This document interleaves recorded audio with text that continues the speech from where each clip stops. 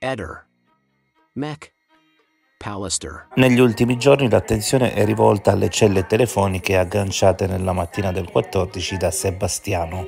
Assolutamente sì, questo è un dato che ci è stato fornito dallo studio dei tabulati telefonici.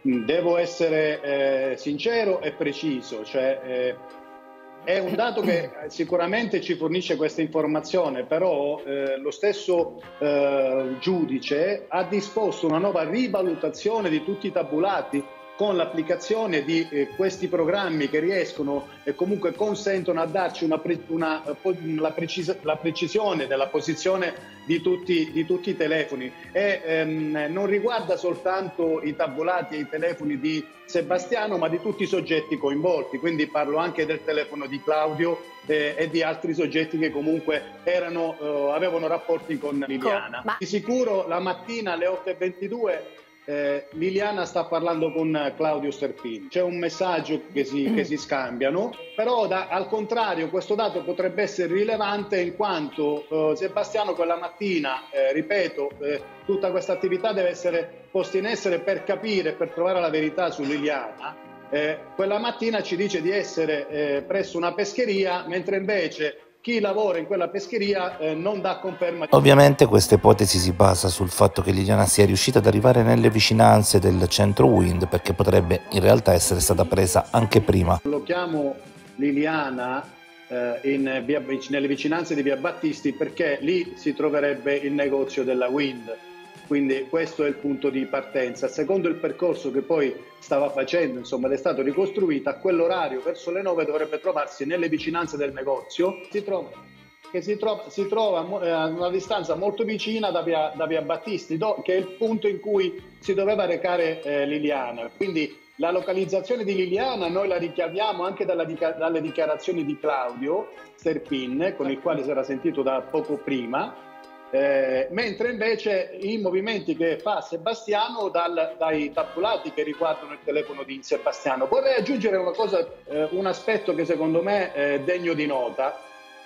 I telefoni non sono stati sequestrati nell'immediatezza, anzi questa difesa, il collega, l'avvocato Gentile, ha richiesto più volte nel tempo l'acquisizione e il sequestro dei telefonini, ma non è stato mai fatto, se non dopo, a distanza, con l'accoglimento della richiesta dell'atto di opposizione. E uno di questi due telefonini era stato anche, quelli di Sebastiano, mi riferisco a quelli di Sebastiano, era stato dato in dono, regalato ad un'amica, ed era stato anche resettato. Non dice nulla, non è nulla, però potrebbe poi impedire i nuovi accertamenti che si stanno eseguendo. Io mi auguro che non sia così, però il telefonino che era stato utilizzato poi per quelle riprese a GoPro era stato, da quello che emerge, insomma, è stato regalato a distanza di mesi, ma lo poteva fare legittimamente Sebastiano, perché non c'era nessun sequestro. Però non era stato invece accolta da parte nostra, insomma il giudice non aveva accolto, né il pubblico ministero né il giudice avevano accolto la richiesta di sequestro,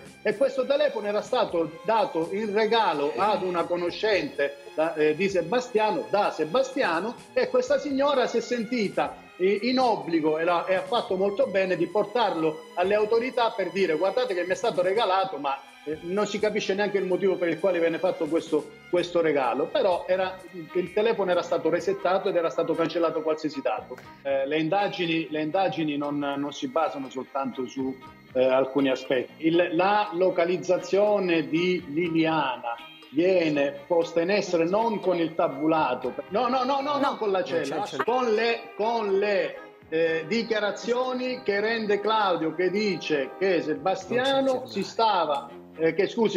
che Liliana si stava recando al negozio, mentre invece la localizzazione di Sebastiano è con le celle. Quindi i telefoni di Liliana probabilmente non si sono spostati. Le lesioni che sono state riscontrate e rinvenute sono coeve al decesso. Questo ce lo dice l'autopsia, cioè era in vita quando sono state riportate queste lesioni, perdonatemi, mentre invece la causa del decesso è, così come dice la consulenza, ma siamo d'accordo anche noi, è comunque la morte è una morte asfittica. Quindi noi così facciamo nostre le parole del consulente di Sebastiano, del professor Barisani. il quale dice sicuramente non sono compatibili le lesioni che sono state ritrovate sul cadavere di Lilli con quelle di una caduta, ma si tratta più che altro di una colluttazione, quindi Liliana si è dovuta difendere perché ci sono comunque delle lesioni che ci dicono che sono da difesa. E quindi tutto quello che succede dopo non lo possiamo sapere con certezza. Di sicuro si tratta di una morte asfittica, quindi come sia avvenuta non lo possiamo stabilire, ma escludiamo categoricamente che si tratti di suicidio. Allora, Riguardo Liliana c'è anche il mistero della fede. Quella di mia moglie è ancora qua, non me la sono mai levata, mai. Se l'è levata probabilmente se l'è levata per tirarla dietro, penso io. Siccome navigo di logica, tutte le cose che succedono hanno una loro logica, altrimenti vanno contro logica, giusto? La logica è una materia abbastanza importante nella vita, perché prima mangiamo, dopo ci laviamo i denti e non viceversa, e tutte le altre cose seguono una certa logica. La logica vuole, per me e per lei uguale, che la fede te la metti e non te la levi per andare a dormire. Noi abbiamo una ricostruzione anche con i tabulati, ma anche con le dichiarazioni testimoniali che ci confermano che fino alle 8:48 i movimenti di Sebastiano sono ricostruiti. Manca invece una conferma dell'ultima pescheria, che è quella in Corsa Italia, dove invece Sebastiano dice di essere stato dopo che si è recato in via dell'Economo. A ciò si deve aggiungere che dalle 9:12 alle 12:13 poi il telefono di Sebastiano smette di funzionare. Quindi noi abbiamo un'informazione di Sebastiano fino alle 8:48. Poi di nuovo si riprende verso le 9:04, come abbiamo detto prima, perché si trova comunque nelle vicinanze del negozio della Wind. E poi alle 9:12 questo telefono non dà più informazioni. ecco, Lui non è andato a consegnare i coltelli la mattina del 14 in quella pescheria, perché lo ha fatto la sera prima. C'è una testimonianza di una signora che ha aperto il negozio alle 7 e i coltelli erano là. Motivo per il quale a lui servivano quei minuti. Probabilmente sapeva che Lilli doveva andare alla Wind, non lo avrà detto solo a me ma anche a lui, per cui con ogni probabilità lui l'aspettava alla Wind, per conto mio. È una supposizione, la dico. Non è escluso che se la sia presa in macchina e portata in laboratorio, anche. Sempre supposizioni. Tante coincidenze. Qualcosa deve essere successo. Liliana, non accetterò mai l'idea, neanche lontanamente, anzi da oggi in avanti, se qualcuno in una qualsiasi discussione mi parla di suicidio, volto le spalle e me ne vado. Perché è contro l'intelligenza media della persona pretendere di continuare a dire che Lilli si è suicidata. Non poteva farlo, ma in quella maniera non potrebbe farlo nessuno. L'ipotesi è che lei possa essere tenuta difficile là, perché sono troppi giorni che mancano al ritrovamento. E io considero che per 20 giorni lei possa essere stata tenuta al fresco, sì, ma evidentemente la posizione che ha assunto vuol dire che l'hanno messa in qualche recipiente grande, secondo me di plastica, conservato in qualche cantina al fresco, o i pescivendoli avanzano il pesce per domani coprendolo di ghiaccio. Allora non voglio dire che qualcuno li ha buttato addosso, no, se l'ambiente è freddo il ghiaccio dura. Se lei è stata ricoperta con un telo plastico molto resistente e il ghiaccio sopra, mantiene il freddo costante, perenne per giorni. Risulta che il suo piede sinistro e la mano, c'è la fotografia che lo mostra, sono state a mollo in qualche acqua fredda, in un liquido freddo. Cioè lei era coricata, nessuno si è accorto che aveva il piede sinistro e la mano sinistra, probabilmente ciondoloni, dove c'era sul fondo forse anche dell'acqua fredda. Nomina molto spesso Sebastiano il cuscino di Liliana col quale lui si stringe, eccetera, no? Il cuscino di Liliana da casa è sparito perché quello che si vede adesso nelle trasmissioni, le foto che circolano, è un altro. Il cuscino di Liliana era un 50x70. È sparito il cuscino. Il secondo telefono di Liliana, il 12 dicembre, smette di fare ricerche internet. Saranno cose che comunque dovranno dire la procura, gli inquirenti, cosa che sappia io, scusa. Per cui tu, pur essendo lì in prossimità del telefono, non hai idea di cosa sia accaduto. No, scusa un attimo, ogni giorno tirano fuori qualcosa, dai, per favore, c'è un po' di queste cose, dai, cioè, cerchiamo di essere onesti, no? Ma cosa vuoi che sappia io che comunque i telefoni erano là e sono venuti a prenderli quando hanno deciso loro?